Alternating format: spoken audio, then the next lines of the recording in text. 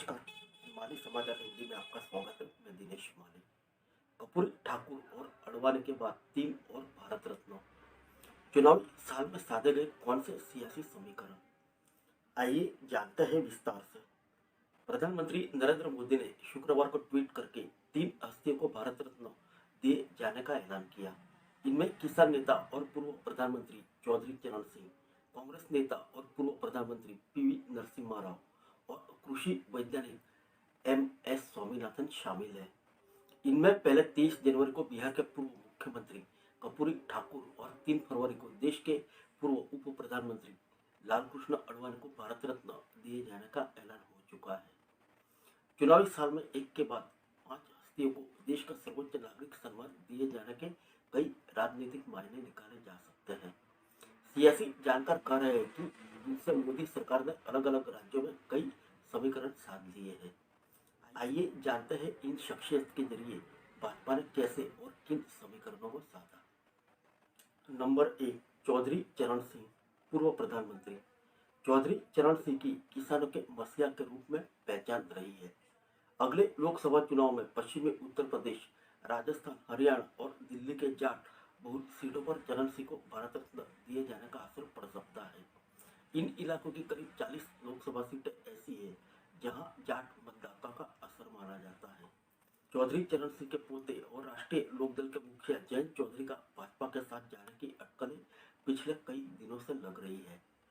चरण सिंह को भारत रत्न दिए जाने के बाद तुरंत जयंत ने ट्वीट किया, दिल जीत लिया। जयंत चौधरी अगर भाजपा के साथ जाते हैं तो पश्चिमी उत्तर प्रदेश में भाजपा को काफी फायदा हो सकता है। नंबर 2, पीवी नरसिम्हा राव, पूर्व प्रधानमंत्री। विपक्ष लगातार यह आरोप लगा रहा है कि प्रधानमंत्री मोदी प्रथम प्रधानमंत्री पंडित जवाहरलाल नेहरू की हमेशा आलोचना करते हैं और कांग्रेस के पूर्व प्रधानमंत्रियों के प्रति उनका रवैया आलोचनात्मक है। एक दिन पहले प्रधानमंत्री मोदी ने राज्यसभा में पूर्व प्रधानमंत्री डॉक्टर मनमोहन सिंह की प्रशंसा की थी और कहा गया था कि वे व्हीलचेयर पर भी सदन में आते रहे और लोकतंत्र को ताकत देते रहे। अगले दिन नरसिम्हा राव को भारत रत्न देने का ऐलान हो गया। नरसिम्हा राव को मरणोपरांत भारत रत्न देने का ऐलान विपक्ष को करारा जवाब इसलिए भी है क्योंकि भाजपा लगातार यह आरोप लगाती रही है कि कांग्रेस ने बतौर प्रधानमंत्री राव के योगदान को हमेशा नजरअंदाज किया।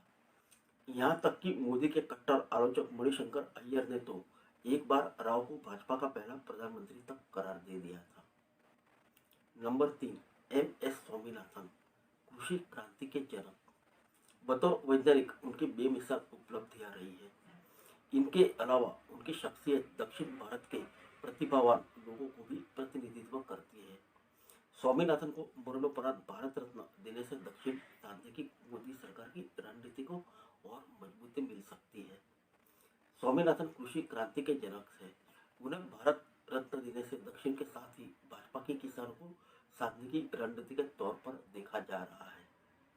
नंबर 4, लालकृष्ण अडवाणी, पूर्व उप प्रधानमंत्री। लालकृष्ण अडवाणी भाजपा के कद्दावर नेता और राम मंदिर आंदोलन का एक बड़ा चेहरा रहे हैं। 22 जनवरी को राम मंदिर की प्राण प्रतिष्ठा के बाद अडवाणी को भारत रत्न देकर भाजपा ने अपने मतदाताओं को एक तरह का संदेश दिया है। भाजपा पर मंदिर आंदोलन के बड़े चेहरे में शामिल अडवाणी की उपेक्षा के आरोप लग रहे थे। जब मंदिर की प्राण प्रतिष्ठा हुई तब भी यह मुद्दा विपक्ष ने उठाया था। राम मंदिर की प्राण प्रतिष्ठा के 10 दिन के अंदर अडवाणी को भारत रत्न देकर भाजपा ने विपक्ष से ये मुद्दा छीन लिया है। इसके साथ ही उसने अपने परंपरागत मतदाताओं को भी यह संदेश दिया है कि वह अपने वरिष्ठ नेताओं का कितना सम्मान करते हैं। नंबर 5, कर्पूरी ठाकुर, बिहार के पूर्व मुख्यमंत्री। इस साल सबसे पहले जननायक कर्पूरी ठाकुर को भारत रत्न देने की घोषणा की गई। बिहार के पूर्व मुख्यमंत्री सामाजिक न्याय के नायक थे। जानकारों का कहना है कि केंद्र के इस कदम से आगामी लोकसभा चुनाव में भाजपा के लिए मदद मिल सकती है। बिहार में 27% पिछड़ा और 36% अति पिछड़ा वर्ग की हिस्सेदारी है।